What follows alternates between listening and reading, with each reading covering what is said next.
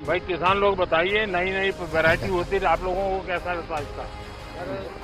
हाँ हाँ हाँ, ये किसान मेरे अंडर आ जाए इस खाते में। भारत सरकार काबिल एहतराम है। हमारे जैसा को कमीन होता उसके बाहर किराए के टट्टू खड़े होते हैं। इतने बड़े मुल्क का वजीर आजम होना, लेकिन उसके बाद भी उन्होंने जाके he will be considered a legendary prime minister in India, और not only in India, the books will be written on him from his humble background. India में जो है वो जमहूरियत अच्छी तरह से डेमोक्रेसी आई, और इवन एक चाय बेचने वाला भी वहाँ पे प्राइम मिनिस्टर बन गया, जो कि पाकिस्तान में प्रैक्टिकली पॉसिबल नहीं है। औकात सिर्फ रोकड़े से नहीं होती, औकात की और बहुत सारी पहचानें। ये तो काबिल एहतराम है। हम जैसा को कमी नहीं है जो फिरते हैं इर्द गिर्द। कौन छिछोरे, ट्रैफिक रुकी हुई है कौन? मोदी साहब ने यकीनन इंडिया के अंदर और मुल्क के बाहर भी जो एक इमेज जो उनका है जो बनाया है, उसमें का भी जिक्र है। दैट्स रिमार्केबल, और उसका मैं क्रेडिट जो है वो मोदी साहब को दूंगा। और उसका अल्टीमेटली जब आप कौमों को लेकर आगे जाते हैं, जब आप नेशनलिज्म को देते हैं, जब उनको आप बताते हैं कि we have a future, sky is the limit, space is the limit, तो उसमें जब आप जाते हैं तो उसमें अल्टीमेटली फिर कौम आपके पीछे जाती है। देखें, आप इंडिया से तो कंपेयर कर नहीं सकते, तो अगर इस तरह की आज़ादी है, कंपेयर नहीं, एग्जांपल दी मैं कंप्लीट कर लूँ। अगर इस तरह की आज़ादी है तो फिर इस तरह की आज़ादी हमें नहीं चाहिए। फिर आप हमें इंडिया से वापस मिला दें। अच्छा, एग्जैक्टली, इंडिया से वापस मिला दें तो शायद एटलीस्ट हम लोग तरक्की याफ्ता तो होंगे ना। कि मोदी साहब कभी भी इलेक्शन कैंपेन से बाहर हुए ही नहीं। वो हमेशा हर चीज ही लग रहा होता है जिस तरह कैंपेन चला रहे हैं।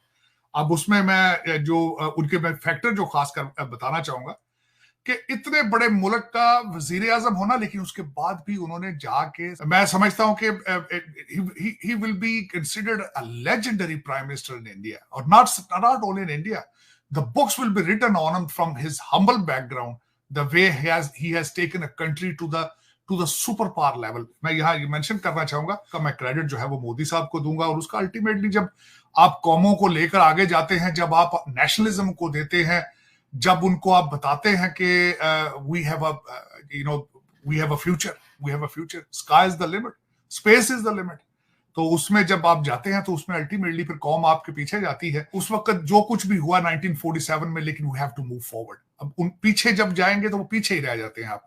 You have to move forward. और जो एक कॉन्सेप्ट है दुनिया का, जिस तरह ईस्ट जर्मनी वेस्ट जर्मनी इकट्ठा हो गया था, चले आप बॉर्डर सॉफ्ट करें, ट्रेड करें, आप इकट्ठे रहने की बात करें, लर्न करें एक दूसरे से।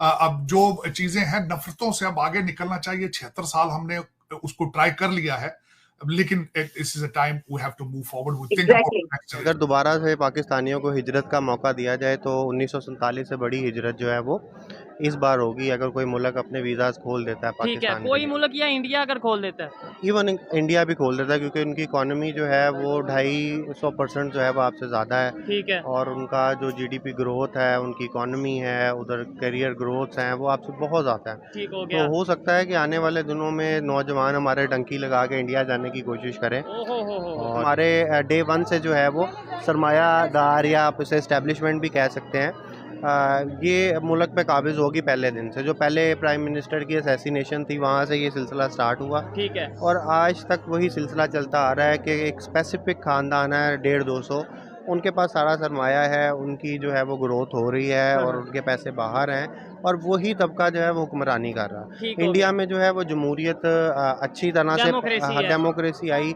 और इवन एक चाय बेचने वाला भी वहाँ पे प्राइम मिनिस्टर बन गया, जो कि पाकिस्तान में प्रैक्टिकली पॉसिबल नहीं है, क्योंकि यहाँ पे सारा कुछ प्री प्लान्ड है और सारा कुछ स्पेसिफिक हाथों में है, जिसके आप इस्टेब्लिशमेंट का नाम दे सकते हैं। मोदी साहब भी वैसे एक लीडर थे जिन्होंने नवाज शरीफ के दौर में उनके घर गए, तो उसको आप ये नहीं कह सकते। हवा तो खैर मीडिया ने बनाना होता है, जिसका हिंदुत्व का आइडिया उनके ऊपर लगाते हैं, जिनका उनको। अब देखें, हिंदुस्तान की मेजॉरिटी पॉपुलेशन हिंदू है, तो जाहिर है वो उनका ही मैंडेट आगे लेके जाएंगे ना, वो मिनॉरिटी का मैंडेट तो नहीं आगे रखेंगे। अब उनके ऊपर उसको लगा दिया जाता है जी आप हिंदुत्व है, फिर वो अच्छा, बड़े अरसे से ये बात है कि आज की मोदी जी की नहीं है, कि जब भी इलेक्शन होता है बॉर्डर पे तनाव होता है, ये दोनों साइडों से होता रहा है। लेकिन अब मेरे ख्याल में एक तो उनका पॉपुलैरिटी बहुत ज्यादा है, उनको जरूरत नहीं, जिस तरह वो हमारे बासत साहब ने प्रोग्राम करके कहा था कि शायद बालाकोट जैसा दूसरा वाकया हो जाए। अब वो they have traveled way far ahead of it. उनकी पॉपुलैरिटीज और उनके टारगेट्स डिफरेंट हैं। हेलो नमस्कार जय हिंद दोस्तों, स्वागत है आपका मिस्टर भारत में। प्राइम मिनिस्टर नरेंद्र मोदी ने भारतीय कृषि अनुसंधान समिति में देश के किसानों को बड़ी सौगात दी। देश में कम जमीन में अधिक पैदावार लेने की पहल को आगे बढ़ाते हुए प्रधानमंत्री मोदी ने 61 फसलों की 109 नई और उन्नत किस्में देश के किसानों को समर्पित की। इनमें 27 बागवानी फसलों की किस्में हैं जिनको देश के विभिन्न भागों में पैदा करके किसान अच्छा नफा कमा सकते हैं। किसानों से बातचीत के दौरान एक ऐसा समय भी आया जिसने पीएम मोदी के जमीन से जुड़े रहने का परिचय दिया। दरअसल जब पीएम मोदी किसानों की समस्याएं सुन रहे थे और किसानों को नई कृषि टेक्निकों से अवगत करा रहे थे, तब अचानक से बारिश शुरू हो गई। लेकिन फिर भी पीएम मोदी किसानों से बातचीत करते रहे। अधिकारियों ने बातचीत रद्द करने का मोदी जी को सुझाव भी दिया, लेकिन प्राइम मिनिस्टर ने बारिश की वजह से किसानों से बातचीत रद्द करना उचित नहीं समझा। इतना ही नहीं, जब सुरक्षा कर्मी छाता लेकर मोदी के पास पहुंचे तो मोदी ने खुद छाता अपने हाथ में पकड़ा और किसानों को भी छाते के अंदर लिया। ये वीडियो अब सोशल मीडिया पर काफी वायरल हो रहा है। मोदी जी के डाउन टू अर्थ होने की लोग तारीफ कर रहे हैं। लोगों का कहना है कि जब कोई चाय वाला देश का पीएम बन जाता है तो उसमें आत्मीयता कूट कूट कर भरी होती है। वीडियो देखकर पाकिस्तानियों का कहना है कि ऐसा सिर्फ भारत में ही हो सकता है। चाय बनाने वाला देश का पीएम भी बन सकता है, लेकिन पाकिस्तान में ऐसा होना संभव नहीं है। पाकिस्तान की पॉलिटिक्स राजनीतिक परिवारों तक ही सीमित रही है। भले ही पाकिस्तान की दुनिया में कोई वैल्यू नहीं है, लेकिन जो भी देश का पीएम बन जाता है उसका पाकिस्तान में अलग ही रुतबा होता है और पीएम बनते ही इनका उद्देश्य पाकिस्तान को आगे ले जाना नहीं होता। वैसे भी सारा मामला पाक आर्मी के हाथ में होता है, लेकिन ये पीएम बनकर और पाकिस्तान को लूटकर अपने भविष्य की पूंजी विदेशों में जमा करते हैं। पाकिस्तान वो देश है जो ताकतवर मुल्कों के कहने पर चलता है, इसलिए चीन अमेरिका जैसे देशों ने पाकिस्तान को अपना गुलाम बनाकर रखा है। इनको सिर्फ इन देशों से मिलने वाले डॉलर से मतलब है। देश की तरक्की इन्होंने अल्लाह के भरोसे छोड़ दी है। बाकी दोस्तों, आपका इस वीडियो के बारे में क्या कहना है नीचे कमेंट बॉक्स में बताइए और ऐसे ही वीडियोस के लिए मिस्टर भारत को भी सब्सक्राइब करें।